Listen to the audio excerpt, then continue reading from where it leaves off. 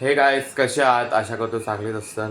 तर गाईज आता मी नाश्त्याला खातोय. मम्मीने बनवलेलं कॉर्न आणि आदिताईने बनवून गेलेलं भात. आणि आज जायचं कॉलेजला 1 वाजता.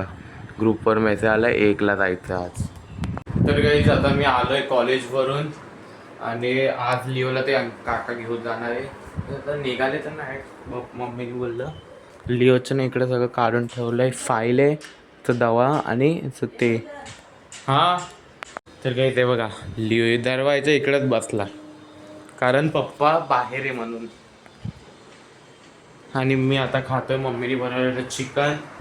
आणि हे बघा चिकन आहे इकडं, चिकन चपाती आणि दीदीने बनवलेला भात.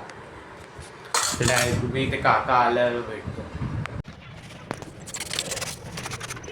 तर गाईज ही आहे ती रेकॉर्डिंग जे काका घेऊन चाललेले. ते ब्ल्यू बास्केट आहे ना त्याच्यात लिओ होता.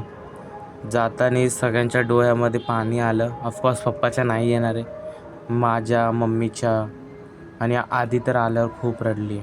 कारण की हा व्लॉग अराऊंड 9:30ला एडिट होतो आहे. 10 वाजेपर्यंत 10:30पर्यंत येईल.